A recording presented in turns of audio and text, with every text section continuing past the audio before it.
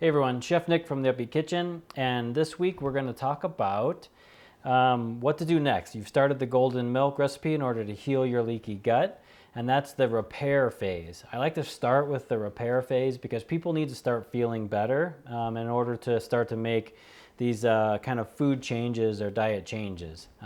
And what that golden milk will do is it will start to decrease the yeast in your gut.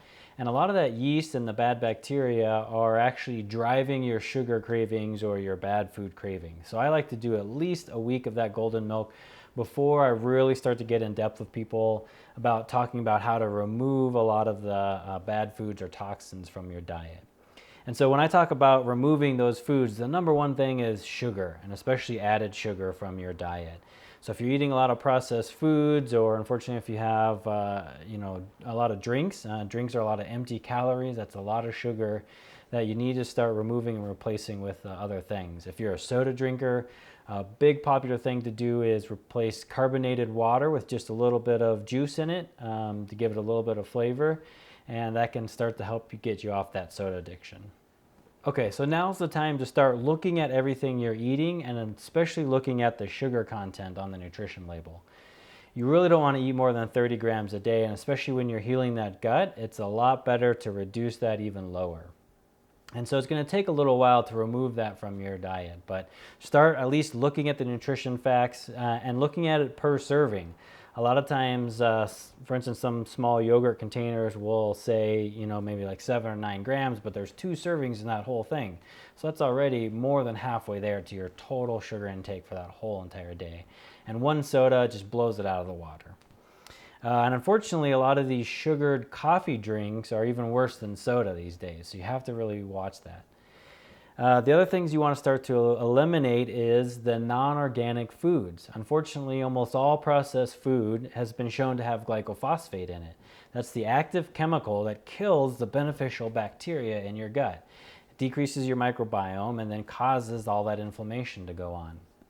Plus, not to mention, industrial agriculture actually uses a ton of pesticides. So if you're eating non-organic foods, not only you get that glyphosate in there, but you have to deal with all that other chemical residue damaging your gut lining. So start to make that switch over to organic foods. There's always the dirty dozen. The dirty dozen are the things you absolutely must avoid. Those are things that use a ton of pesticides, and often that's your root vegetables, apples, things like that. What happens is root vegetables are in the ground and they soak up everything that gets left over. So a lot of these pesticides, these man-made chemicals, aren't basically biodegrading, or at least not biodegrading as fast as we think they are. They get stored within that root vegetable and you end up eating it and damaging your gut lining. The other thing you want to start eliminating is high inflammatory foods. So start looking at things that really trigger you to not feel well, to feel gassy, to feel bloaty. And that's often the big 3 are dairy, gluten, and soy. And you just want to eliminate those from your diet, at least for now, until you can actually heal up that gut lining. Then we can try to reintroduce them and see how you feel and see how your body reacts to them. Really what we're doing with this kind of 18-day golden turmeric cleanse is recalibrating your body. The best instrument you have for figuring out what to eat is your own body, and we just don't listen to it anymore. And then we start to get really confused when we hear one day this is good for you, and then this is bad, and this is good, and this is bad. Really everything has kind of pros and cons, and you need to find out what works for you and your body chemistry. And oftentimes, Dr. Natasha Campbell McBride really identified that we don't know what we're truly allergic to until we heal our gut, because all those molecules are getting through that gut lining into our blood system and activating our immune system because they're foreign. They weren't meant to be there. If you actually take a gluten molecule and you break it down into the amino acids and then absorb the amino acids, oftentimes you don't have any issues. And that's why a lot of people who feel gluten intolerance will actually go over to Europe and eat the breads there and not have the issues that they have with the breads in this country. The other thing is we have to understand what sugar is. Any type of white flour, white potato, white bread, those kind of things is basically pure sugar. So we need to start eliminating those from our diet also. And the big thing, I would start to encourage you to start taking a food diary. Just write down what you're eating and then how you feel, and you'll start to find the foods that actually trigger you. Remove those from your diet and start to heal up your gut. The next thing we want to do is replacing with whole foods.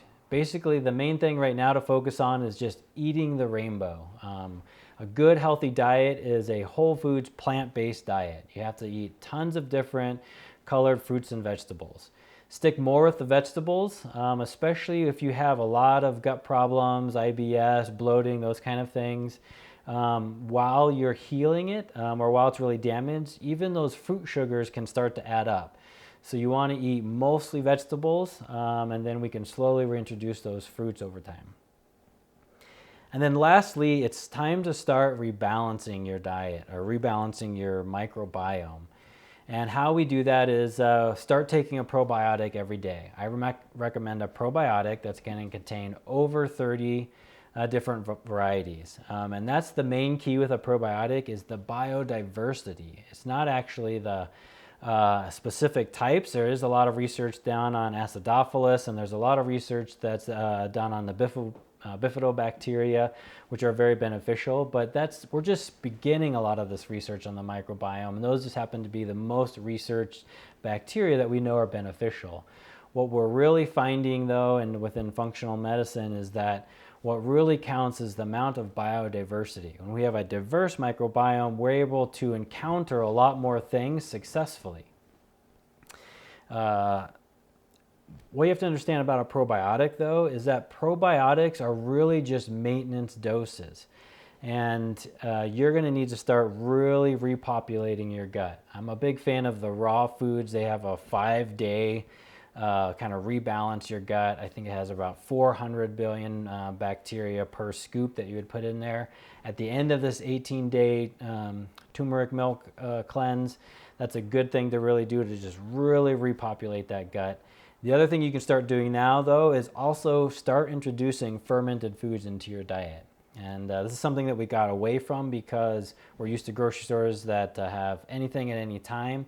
But fermenting used to just be a way of life, a way we used to preserve foods to eat throughout the year, especially in the winter months. And a couple fermented foods that are great to introduce are pickles, but you have to buy real pickles. A big popular brand that's available throughout the United States is Bubby's. You will find this in the refrigerated section because this has not been pasteurized.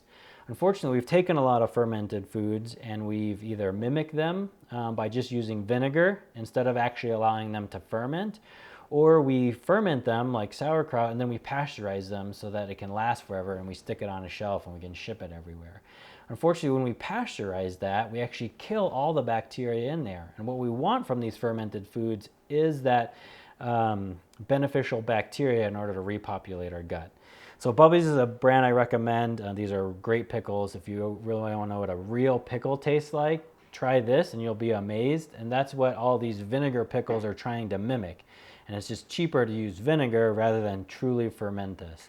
All that's in here from an ingredient standpoint is cucumbers, artesian well water, some salt, and a little bit of spices. That's it. And then the bacteria in the air naturally ferment these. And it makes it so acidic at anything below this brine or below the liquid that the bad bacteria can't grow. Another thing that can be popular is sauerkraut. Sauerkraut is basically just fermented cabbage. A lot of people love that on their hot dogs and broths and those kind of things, so it's a little more commonplace. You can include it on eggs in the morning, put it on salads, those kind of things. You want to start eating at least a spoonful a day. Whether you eat it by itself or you start putting it on your foods throughout the day is up to you. But at least a spoonful a day will really add. There's actually billions and billions more bacteria, beneficial bacteria, in one scoop of a fermented food than you're ever going to get in a probiotic pill. The next thing is kimchi. Kimchi is popular in Korea and Japan. It's basically another fermented cabbage dish. It's a little spicier typically, and they often include things like daikon radish, carrots, and a lot of spice in there. And so that can be really good. One of my favorite things is avocado toast in the morning, make some avocado, put it on toast, put some kimchi on top there. If you eat eggs, you can put eggs and then put the kimchi on top of that. Great breakfast to start your day. Or this is just a great side dish, or again, mixed in with salads. The other thing is yogurt. Yogurt can be really good. Unfortunately, again, in this country, what we do is we ferment it, but in order to ship it, we often pasteurize everything. We start with pasteurizing the milk, and then in order to get, so they can sell you on, hey, it has these live probiotic, bacteria in it, oftentimes what they do is they just dump probiotics in with the yogurt and mix it in at the end because it's already been pasteurized. And so we're going to teach a little bit later on how to actually make your own yogurt at home, which is the most beneficial if you can do that.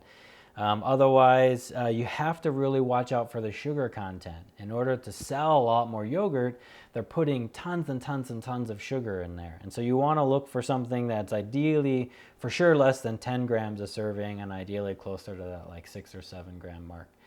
And again, looking for something that's non-dairy. There's some coconut varieties out there. There's some almond milk varieties out there. I really like this goat milk brand, or goat milk variety.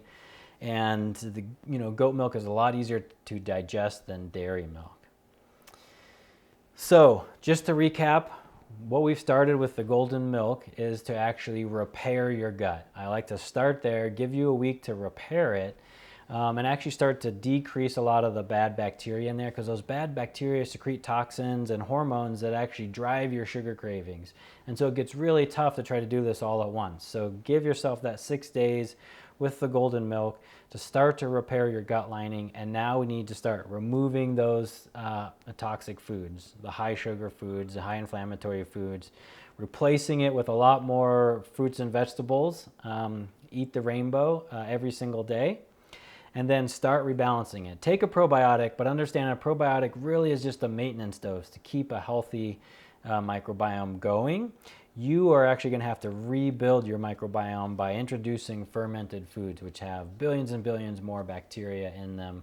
And again, a 1 spoonful a day is going to really, really help in that area. So as you're replacing your diet with more whole foods, the other thing you want to include is mineral broth. So if you're a vegan, we have a great brown stock recipe. It includes a ton of minerals in there. And those minerals are going to go in and give you all the necessary nutrients you need in order to actually repair your gut lining. If you're omnivore, you can actually use bone broth. We're going to be putting that recipe up soon. And we'll be doing a bone broth recipe. And that pulls the minerals in the bone marrow from the bone and actually allows that gelatin and those minerals in order to heal that gut lining.